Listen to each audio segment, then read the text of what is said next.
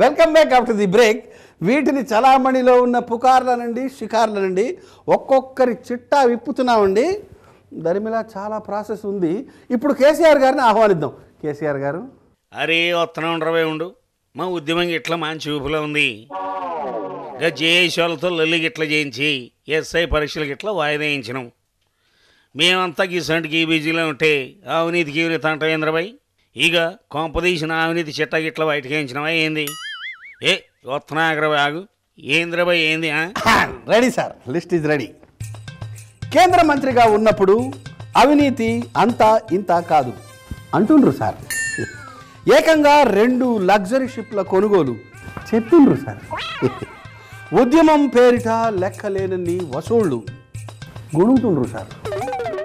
Seemandhra business టైకూన్లతో రహస్య ఒప్పందాలు అని చెప్పుకుంటుండ్రు సార్. ఎక్స్-సీఎం రాజశేఖర్ రెడ్డితో 100 కోట్ల లాలూచీలు అంటుండ్రు సార్. చంద్రబాబుతో కూడా 200 కోట్ల ఒప్పందాలు అని రాసిండ్రు సార్. ఇళ్ల స్థలాలు, పొలాలు, విదేశీ బ్యాంకు లాకర్లలో కేజీల కొలది బంగారం అని పుకార్లు వస్తున్నాయి సార్. ఖరీదైన కార్లు ఇంటి గుమ్మానికి కట్టేసుకున్న దాఖలాలు అంటుండ్రు సార్. కేసీఆర్ లీలలు అన్నీ ఇన్ని కాదయా, తెలంగాణ రిచ్ మ్యానా వినురా కామన్ మ్యానా సార్. ఇది సంగతి.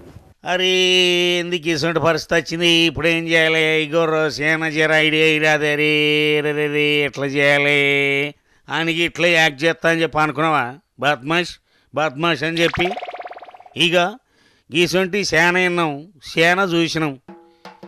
ఇక ఈ కేసీఆర్ ఎదుగుడికి ఇట్లా చూసి మింగుడు పడని మీ సీమాంధ్రులకి ఇటువంటి స్క్రిప్ట్లకి ఇట్లా రాసి చాలామంది చేస్తున్నారు బిడ్డ. అరే ఎవరికి చెప్తావు ఈ కాకమ్మ కబుర్లు, కాకమ్మ స్టోరీలు? ఇక నేను చెప్తా అనుకోండి. ఇక 3.5 ఎకరాలు ఉన్న ఇంట్లో పుట్టినోని నేను. మా ఇంటి నిండా మనుషులు, గంపిడి సంసారం, పెద్ద కుటుంబం. నేను బాగునికి ఇట్లా విత్ సిల్వర్ స్పూను అయినా మధ్యతరగతి కుటుంబీకులు లెక్క సాధక బాధకాలు తెలుసుకుంటూ ఎదిగిన ప్రజల్లోకి వెళ్ళి పుట్టుకొచ్చి నేతని. నేను మంచిగా టీఆర్ఎస్ పార్టీని ఇట్లా నడుపుతున్నా. ఈ తెలంగాణ రాష్ట్ర సాధనకి చాలా దగ్గరలో ఉన్నోని గందుకే గీయాన్ని చూసి ఓర్వలేక మీ ఆంధ్రాలు గీసుంటే ఆరోపణలు చేస్తుర్రు.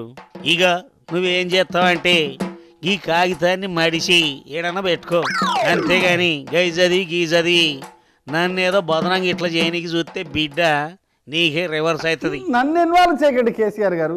అయ్యా ఇప్పుడు చిరంజీవి గారిని పిలుద్దామండి. చిరంజీవి గారు, అలా చూస్తే చాలా నా కళ్ళు నిన్నే చూస్తుండాలా, చాలా లవ్లీగా ఇలా రేటావు గోలా మదేశీలో నా సర్ఫింగ్ చేస్తుందిలా. సిడ్నీ నగరం చేసే నేరం ఇన్నాళ్ళు నిన్ను దాచుంచింది. సిగ్గే పడుతూ తప్పే తెలిసి ఈ రోజైనా చూపించింది. This is the time to fall in love, fall in love, oh my love. Welcome to my heart, I'm in love, I'm in love, you are my love. అదేంటి సార్, ప్రభుదేవ, రాజు సుందరం లాంటి దిగ్గజాలు కంపోజ్ చేసిన డాన్సులు నవిలి మింగేసిన మీరు కామెడీ డాన్స్ ఏంటి sir ఇప్పుడు? చూడలేకపోతున్నాం sir. ఆపండి sir. ఆపుతాం లేవో. అది కాదు కానీ నా మీద కూడా ఏదో చిట్టా రెడీ చేసే ఉంటావు కదా, అది కాస్త ఇప్పేమ్మా. ఓకే సార్, మీ చిట్ట అక్కడ ఇప్పుతున్నాను. తందానా తాని నందనా తడికిడ ధాం. పార్టీ పెట్టి సీఎం పీఠంపై కూర్చుని దేశాన్ని దోచేయాలనే పథకంతో రాజకీయాల్లోకి వచ్చారు చిరంజీవి గారు. అది సాగకపోయేసరికి కాంగ్రెస్లో చేరి మంత్రి పదవి దక్కించుకునే ప్రయత్నం చేస్తున్నారు ప్రస్తుతం.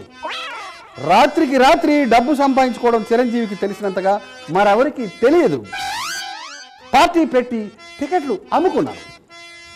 ఆ ప్రకారంగా అల్లు అరవింద్తో కలిసి చేస్తున్న ఒప్పందాలు ఎన్నో.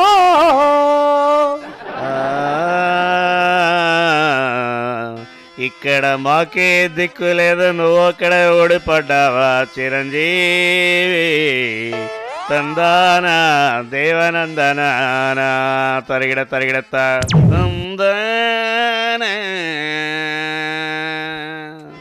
దేవనందనే చిరంజీవ ఇదేం పాడుముద్రమై నీక తరిగిడ తరిగిడ తరిగిడత ఏమిటైతే అయ్యా ఇవేవి మేము సృష్టించినవి కాదు, గాల్లో రెక్కలు కట్టుకుని వచ్చి వాలితే మేము ఈ నోట్లో చదివి పాడి వినిపించాము అంతేనండి.